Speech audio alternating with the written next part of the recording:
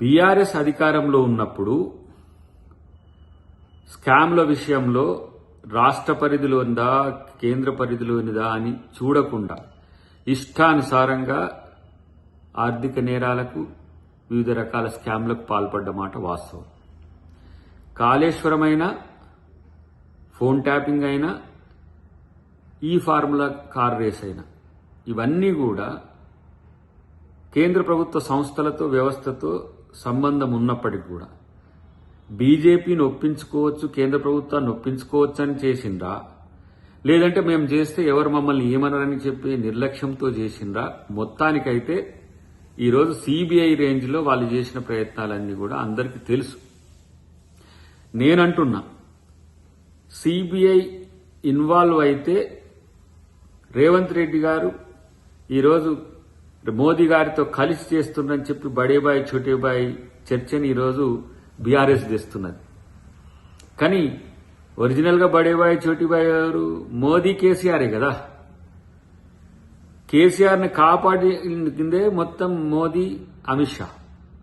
అధికారంలో కోల్పోయిన తర్వాత ఇప్పుడు మీకు బీజేపీ వ్యతిరేకంగా ఉన్నట్టుగా ఏదో నటింపజేయాలని చూసినా ఆ రోజు బీజేపీ బీఆర్ఎస్ ఒకటే అని చెప్పి ప్రజలు నమ్మింది కాబట్టి బీజేపీకి ఇక్కడ చోటు లేకుండా చేసింది.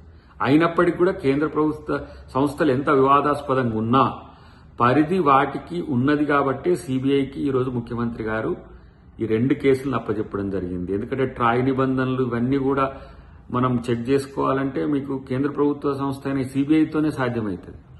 రెండవది, కాళేశ్వరంలో కూడా సిడబ్ల్యూసీతో పాటు ఇతరత్ర వ్యవస్థలు ఎన్జీటీ నుంచి మొదలు పెడితే ప్రతి ఒక్కటి కూడా కేంద్ర ప్రభుత్వ పరిధిలోనే ఉన్నది. కాబట్టి సిబిఐ పారదర్శకత కూడా ఈ 2 కేసులతో తెలిపోతుంది.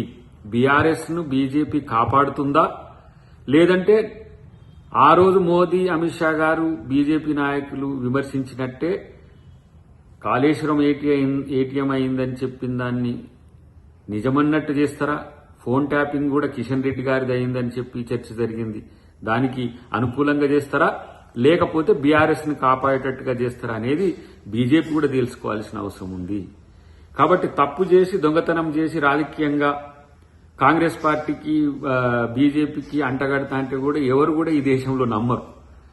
కాబట్టి డెఫినెట్ గా తప్పు చేసిన వాళ్లకు శిక్ష పడాల్సిందే.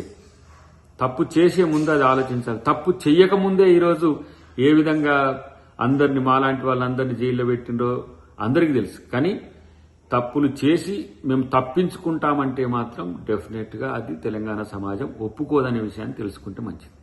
అసలైన తొలి వెలుగు. ఫాలో వాట్సాప్ @తొలి వెలుగు అఫీషియల్.